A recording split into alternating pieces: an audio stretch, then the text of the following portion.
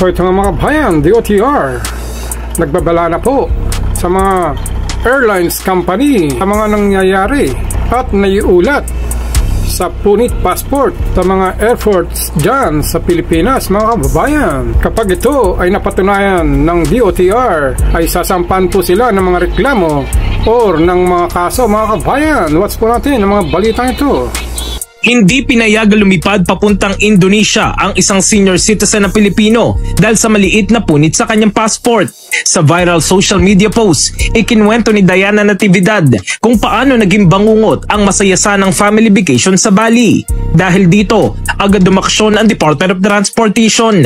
Ayon sa DOTR, iniimbestigahan na nila ang insidente at nakikipag-ugnay na rin ito sa immigration sa Bali, Indonesia upang alamin kung sila nga ba ang nagsabing hindi katanggap-tanggap ang pasaporte ng pasahero. Bukod dito, inatasan din ng DOTR ang Civil Aviation Authority of the Philippines at Civil Aeronautics Board na magsagawa ng investigasyon kaugnay ng iba pang alegasyon ng umano'y sadyang paninira ng pasaporte sa ilang paliparan. Tiniyak ng DOTR na hindi palalampasin ang ganitong mga gawain kung mapatunayan totoo. Pinaalalahanan din nila ang publiko na panatilihing maayos ang kondisyon ng kanilang mga pasaporte. Samantala, nanawagan naman ng DOTR sa mga local at international airlines na tiyaking hindi naaabusong karapatan ng mga pasahero habang sinusuri ang kanilang mga pasaporte. Bagamat tungkulin ng mga airline na tiyaking ng bisa at integridad ng pasaporte ng mga pasahero, hindi daw dapat inaabuso ng kanilang mga tauhan ng kapangyarihang ito. Base sa umiiral na protocol, kailangan makapag-ugnayan ng mga airlines sa immigration authorities ng bansang pupuntahan ng pasahero upang beripikahin kung tatanggapin pa rin ng pasaporteng may sira. Ipinatawag na raw ng DOTR ang Cebu Pacific at iba pang airlines. Nais din nilang matiyak na hindi sinadya ang pagpunit o pagsira sa mga passports na inireklamo sa social media. Kung meron tayong makitang gano'n, at sanctions will be imposed on both the personnel and the airlines. Kaya nga mga bayan, ugaliin po natin.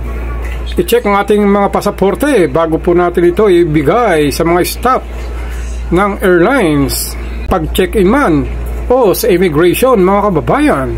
Dahil kapag po napatunayan na pinunit nila o sinadya ang pagkasira nito, napunitin ang inyong pasaporte, ay pwede po silang pagmultahin ng halagang 150,000 pesos at makulong sila ng 15 years mga kababayan. Ba sinasabi ng batas tungkol sa paninira o pagpunit sa passport at iba pang mahalagang dokumento ng isang tao? Well, unang-una, kailangan malaman at ipa-remind natin na officially, hindi sa inyo ang pagmamayari ng passport na yan. Okay. Yan ay pagmamayari ng Republika ng Pilipinas. So technically, it is not yours to do whatever you want to do with it. Diba? Pag sinabing kailangan mong isurrender o ibalik, you need to comply.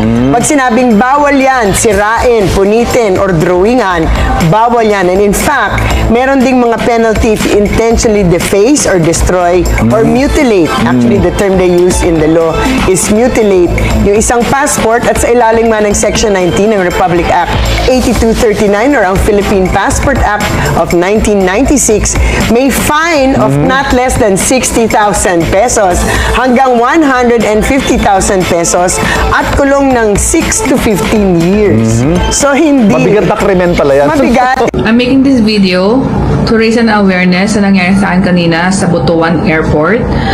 So, around 5 o'clock a.m., nag-check-in kami. And while in the counter, so, nagkaroon kami ng excess baggage. So, we have to pay. And then, nasa kanila yung passport namin kasi nga magbibigyan na kami ng boarding pass. So, it took like maybe like 10 minutes ginagawa nila yung boarding pass namin. And then, nung pagbigay sa akin ng passport ko and ng boarding pass, wala pang, napakalapit lang. Dahil nga doon sa nababasa ko sa Facebook na mayroong punit-punit ang passport nila, chinek kong maigi yung passport ko. Kasi alam ko na walang punit yon. Pagkakita ko, may punit. Binigay ko sa kanila ng maayos, pagkatanggap ko, may punit. Tumakbo agad ako. Sobrang lapit lang. Wala pang 1 meter yung distance. And sinabi ko, what happened to my passport? Sabi ko gano'n sa kanila, anong nangyari? Lilipad pa ako internationally. Sabi ko gano'n, anong ginawa nyo sa passport ko? Binigay ko sa inyo ng maayos ang passport ko, kako sa kanilang gano'n. And then sabi nila sa akin, no, ma'am, wala po kaming alam dyan. Maayos po, wala po kaming alam dyan. Sabi gano'n sa akin, nagmamalinis sila. Sabi ko, huwag kayong magsinungaling. Binigay ko sa inyo na maayos to, kung gano'n sa kanila. So, ayun, hinawakan nila yung passport ko. Tinanong nila sa manager kung anong pwedeng nilang gawin. Sabi ko kasi, makakalipad ba ako kung ganito ang nangyari sa passport ko? Tapos ang sabi sa akin, yes ma'am, makakalipad kayo. Wala naman pong issue itong nangyari. Ang pulis na sa likod ko, airport police na sa likod ko. And then, wala silang ginawa whatsoever. Nagmamasid lang sila. So, lumipad na kami. Bago kami lumipad ng around 6:40, 6:20, nag-email ako sa PAL. And nag-email na din ako together with the DFA and consular, passport consular. And kasama na din sa email ang Philippine Embassy Doha, Qatar, dun sa case ko kung ano ang pwede nilang ma-advise sa akin. So 6:40 lumipad kami. Pagdating namin dito sa Manila, hindi ako mapalagay. Sabi ko, hindi po pwedeng lalabas ako ng airport na hindi ko makausap ang aviation manager kung anong dapat kong gawin dito. So lumapit ako sa PAL. Pagdating ko sa PAL Airlines staff, nagulat sila, tampered na tong passport nyo, ma'am. Sabi ko, alam ko tampered na nga eh. Bakit ako hinayaan na ganun ang ginawa sa akin sa Butuan? At pumayag sila at sabi nila na wala daw issue to. So, in-escalate nila ako sa taas, sa flight control office, at tinanong nila kung anong nangyari. So, of course, kinuwento ko na naman. And then, ang sabi nila sa akin is, nagtaka sila sa Butuan, bakit lumipad ako ng walang incident report? Sabi ko, ma'am, baka naman po pwedeng bigyan niyo ako ng anything na papel na mapagpapatunay na malinis ako at itong nangyari na to is kasalanan ng check-in counter. Sabi sa akin, dapat ma'am sa Butuan pa lang ginawa na yon. So note, hindi ginawa ng Butuan Airport yun. Hindi nila ginawa yung case ko.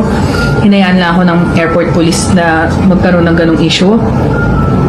And then, thank God, at nag-email agad ako. So may timestamp ako sa nangyari. And sabi nila sa akin dito is hope for the best na hindi naman siya maging issue, and hayaan ako sa immigration na lumipad dahil total meron naman akong resident ID. So, salamat. Ngayon, ang masasabi ko lang dito sa nangyari sa akin is yung nababasa natin sa Facebook, totoo pala yun. And nakasama ako dun sa modus na yun. Hindi ko alam bakit talaga namang ako pa yung na-timingan na nangyari sa akin to. Sana tumigil na itong ganitong klaseng modus, and sana maayos to ng government natin dahil hassle tong ginagawa nila, pagpapahirap to. Tinatakot nyo yung mga tao na magbakasyon dito dahil tinatakot nyo paano sila makalabas ng Pilipinas pag may hiwa na yung kanilang passport. I hope na makalabas tong issue ko at magawan to ng paraan ng mga taong ng kinaawukulan. So, maraming salamat mga kabayan. At para sa mga bagong manonood, please like and subscribe and click the notification bell para updated po kayo sa aking mga video ilalabas mga kabayan. To God be the glory.